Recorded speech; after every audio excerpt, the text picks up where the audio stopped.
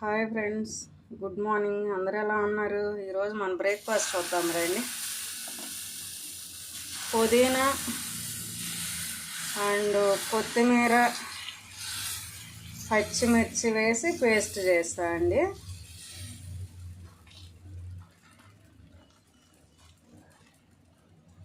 పుదీనా కొత్తిమీర దోశ అండి.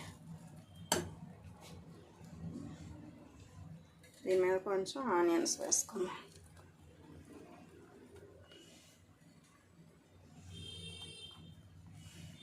ఆనియన్స్ కొంచెం లైట్గా కారపొడి వేసుకుందాం అండి, ఎక్కువ వద్దు, ఎందుకంటే పచ్చిమిర్చి కూడా వేసి పేస్ట్ చేస్తాం. ఓకే,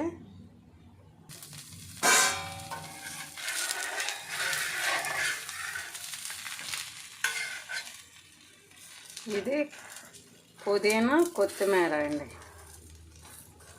అండ్ పచ్చిమిర్చి 3 కలిపి మిక్సీ చేసేసి, శుభ్రం కడిగి మిక్సీ చేసేసి, అదిగోండి చూసారా గ్రీన్గా ఉంది.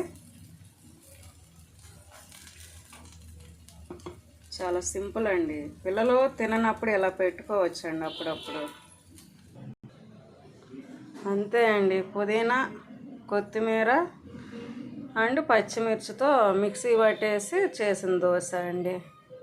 పిల్లలు నార్మల్ దోశలు వేస్తే తినరుగండి, వెరైటీ ఫుడ్ని ఇష్టపడతారు. సో మనకి హెల్త్కి మంచిది అండ్ పిల్లలకి చేసి పెట్టడానికి కూడా వెరైటీ అనిపించుద్ది.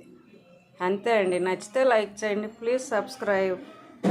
కొత్తిమీర పుదీనా అండ్ పచ్చిమిర్చి దోశ.